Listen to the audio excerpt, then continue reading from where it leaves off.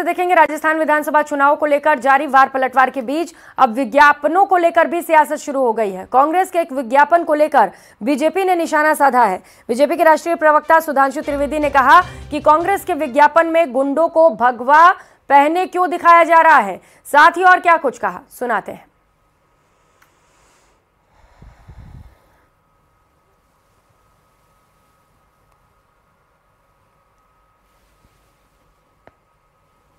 नफरत और हिकारत फिर झलक गई।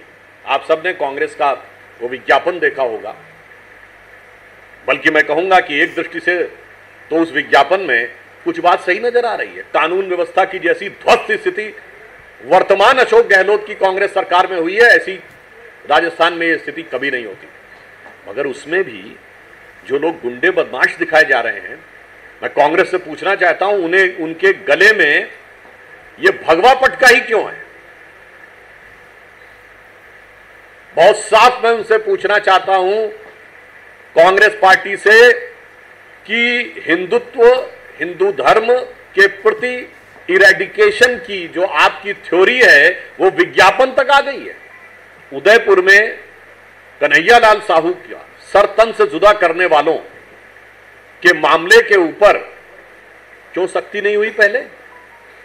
वहां पे पुलिस लचर, और यहां पर भी एक गरीब व्यक्ति को जो व्यवसाय से दर्जी है उसके द्वारा पहले कहने के बाद भी आप सुरक्षा की व्यवस्था नहीं करते क्योंकि आपको लगता है वो चंद कट्टरपंथियों का वोट मुझे चाहिए। और इतना ही नहीं, लचर व्यवस्था तो ठीक है, यहां तो उदार व्यवस्था। कोटा में पीएफआई को रैली निकालने की परमिशन दी जाती है।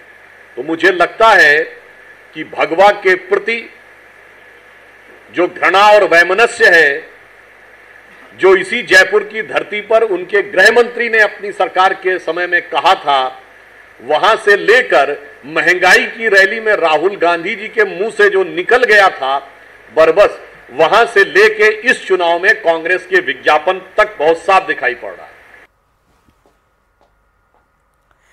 तो वही केंद्रीय मंत्री अर्जुन राम मेघवाल कोटा के दौरे पर रहे। कोटा के सांगोद में बीजेपी प्रत्याशी हीरालाल नागर के समर्थन में लोगों से जनसंवाद की।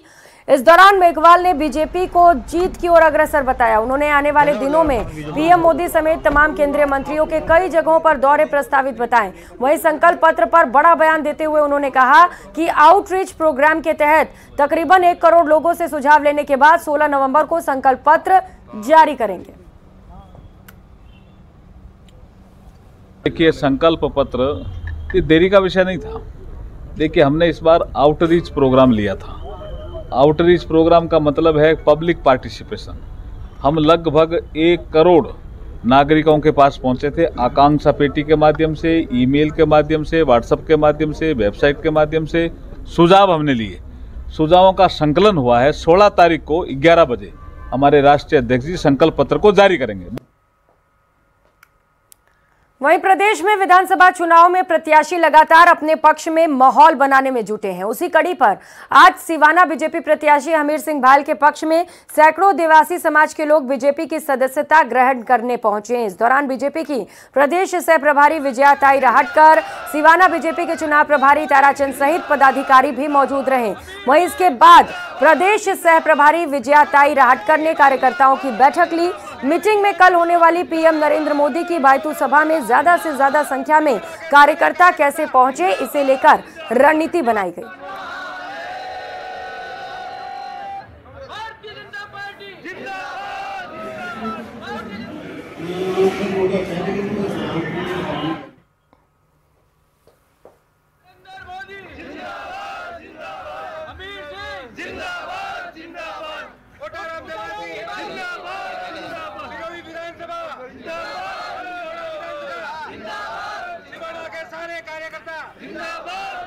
तो बीजेपी प्रत्याशी भायल का देवासी समाज का साथ मिला है। सैकड़ों देवासी समाज के लोग बीजेपी में शामिल हुए, जिसके बाद बीजेपी को और ज्यादा मजबूती मिली है। प्रधानमंत्री नरेंद्र मोदी के दौरे को लेकर भी खास रणनीति तैयार की गई है, क्योंकि कोशिश की जा रही है कि ज्यादा से ज्यादा लोगों को वहां पर इकट्ठा किया जाए, भीड़ जुटाया जा सके।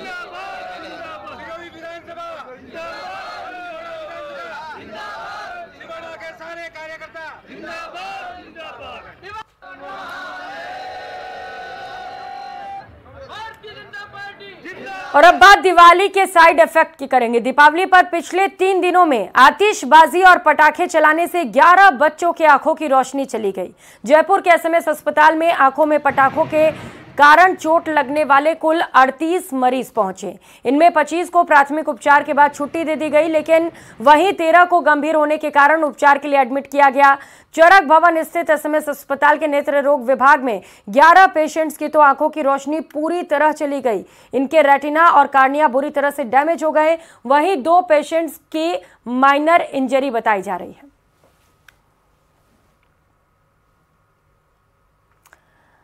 तो दिवाली पर पटाखे लोग छुटाते हैं, लेकिन इसे सतर्कता से छुड़ाने की जरूरत है, क्योंकि कई बार ये पटाखे जानलेवा भी साबित होते हैं, तो कई बार हमारे शरीर को नुकसान भी पहुंचाते हैं। प्रदेश से ऐसी खबर सामने आई है जिसे लेकर सोच और विचार की जरूरत है। पटाखे छुड़ाने के दौरान कई बच्चे घायल हुए। इनमें कुछ तो मामूली रूप से घायल थे, जिन्हें थोड़ी बहुत दवाइयां देकर छोड़ दिया गया, लेकिन कुछ बच्चे ऐसे भी हैं जिनके आंखों की रोशनी चली गई है, पूरी तरह से उनके आंखों की रोशनी चली गई। ऐसे में न्यूज़ 18 राजस्थान आप सभी से अपील करता है कि पटाखे छुड़ाइए, लेकिन सावधानी से, क्योंकि अगर सावधानी हटी तो इस तरीके के हादसे किसी के साथ भी हो सकते हैं।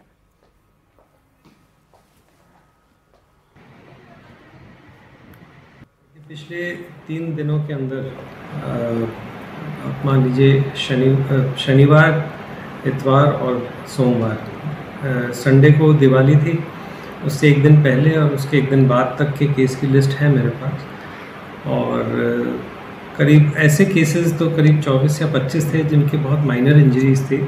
हमने राउंड द क्लॉक डॉक्टर्स की ड्यूटी लगा रखी थी कि जैसे इमीडिएटली इमरजेंसी में या वार्ड में कोई आए तो उसका प्रथम उपचार होके, जो माइनर इंजरी वाले हैं उनका आई के क्लीन करके उनको घर भेज देते हैं, उनको सारी हिदायतें और दवाई देके।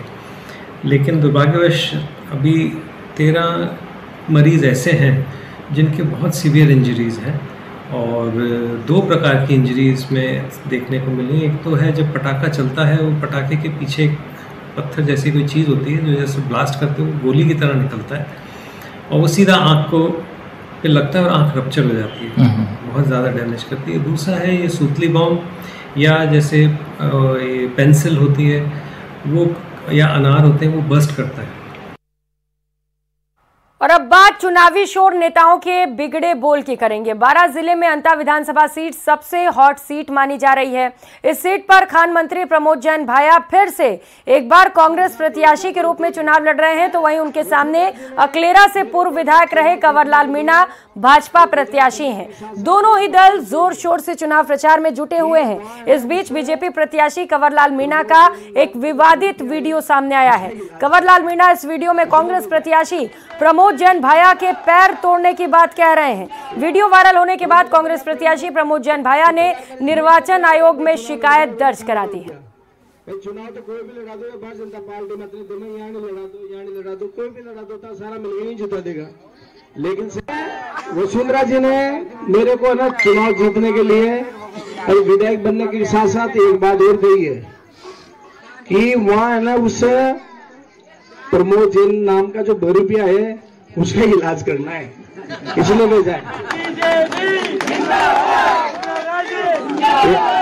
एमएलए तो या कोई भी पत्रकार मेरे से पूछते हैं कि यार या कोई चुनाव लड़ पाओ, दोनों थाने भेज दिया। भाई चुनाव तो कोई भी लड़ा दो, भारतीय जनता पार्टी मतलब दोनों यहाँ नहीं लड़ा दो, कोई भी लड़ा दो तो सारा मिलकर ही जिता देगा। लेकिन शायद वसुंधरा जी ने देखा है कि यार ये इसका इलाज कर देगा तो इसको भेज दो वहां।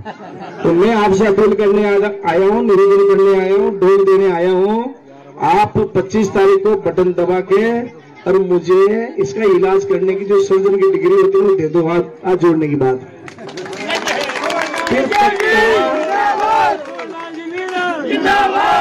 पक्का इसका इलाज होगा। और अब तो मैंने पहले तो एक टांग तोड़ने की सोची थी, पर इतनी जनता उमड़ रही है ना तो मेरा दिमाग में गाड़ी में बैठे लेते हैं यार, 2 तोड़नी पड़ेगी। तो वहीं अलवर जिले की तिजारा सीट से बीजेपी प्रत्याशी और सांसद बाबा बालकनाथ फिर से विवादित बयान देकर चर्चाओं में आ गए। दरअसल बाबा बालकनाथ ने भिवाड़ी में चुनाव की तुलना भारत पाकिस्तान के मैच से कर दी है। उन्होंने वोटिंग के सहारे सनातनी प्रत्याशी को जिताने की बात कही। गौरतलब है कि टपुकड़ा में दीपावली के मौके पर प्रचार करने पहुंचे थे। एक सभा को संबोधित करते हुए बालकनाथ ने ये विवादित बयान दिया। बता दें, इस विवादित बयान पर चुनाव आयोग ने जांच के आदेश दिए हैं। वहीं दोषी पाए जाने पर चुनाव आयोग कार्रवाई भी करेगा। देखिए, भारत पाकिस्तान का मैच है इस बार। भाई है कि नहीं मैच भारत पाकिस्तान का? ऊपर वाले भारत पाकिस्तान का मैच है। यहाँ जीत की लड़ाई नहीं है, यहाँ पर वोटिंग परसेंटेज की भी लड़ाई है। उधर वोटिंग परसेंटेज कितना होता है आपको बताने की आवश्यकता नहीं है। हमारा वोटिंग परसेंटेज, क्योंकि वो कबीले एक हो गए ना सारे, उनके जो मंसूबे हैं उन मंसूबों को परसेंटेज से परास्त करेंगे तो आने वाले भविष्य में फिर कभी ऐसी हिम्मत नहीं करेंगे कि एक होकर हमारे सनातन धर्म को हराने की साजिश करेंगे। भारत माता की, भारत माता की। और खबरों में आगे बढ़ते हुए जयपुर के सिविल लाइन से बीजेपी प्रत्याशी गोपाल शर्मा ने कांग्रेस के प्रत्याशी प्रताप सिंह खाचरियावास पर जमकर हमले किए। उन्होंने कहा कि सिविल लाइंस में 3 प्रमुख मुद्दों पर चुनाव हो रहा है, जिनमें पहला मुद्दा अहंकार बनाम जनता है। इसके साथ ही दूसरा मुद्दा तुष्टीकरण बनाम राष्ट्रवाद और तीसरा मुद्दा है भ्रष्टाचार बनाम ईमानदारी। गोपाल शर्मा ने कहा कि अयोध्या में कार सेवा से लेकर भैरव सिंह शेखावत के साथ उन्हें काम को जो अनुभव मिला है वो आज जनता के बीच में काम आ रहा है। अप्रत्याशित नहीं कहना चाहिए, इसको प्रभु की कृपा कहना चाहिए। बहुत सारी चीजें हमारे हाथ में नहीं होती।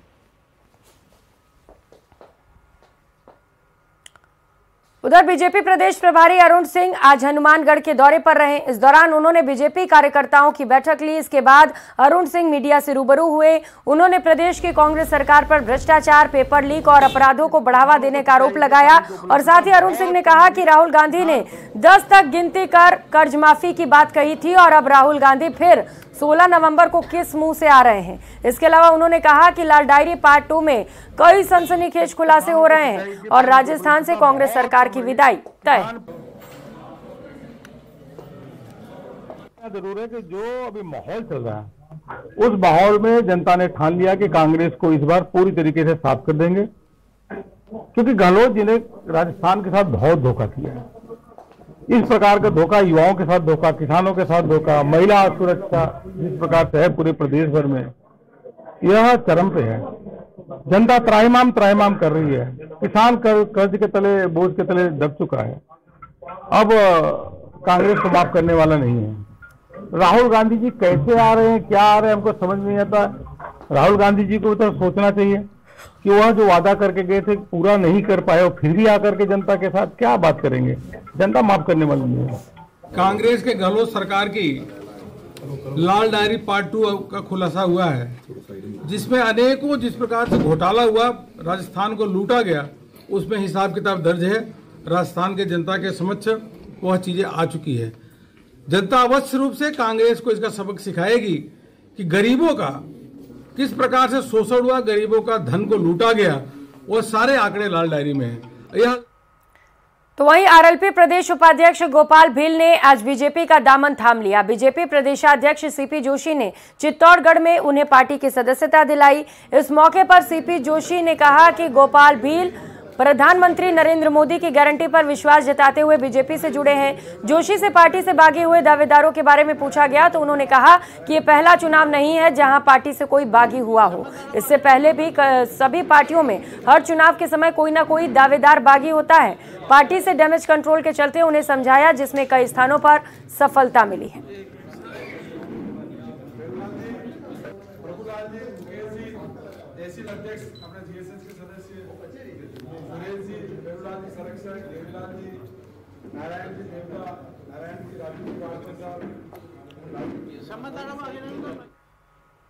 इस बुलेटिन में फिलहाल इतना ही। खबरों का सिलसिला जारी है, आप देखते रहिए न्यूज़ 18 राजस्थान। नमस्कार।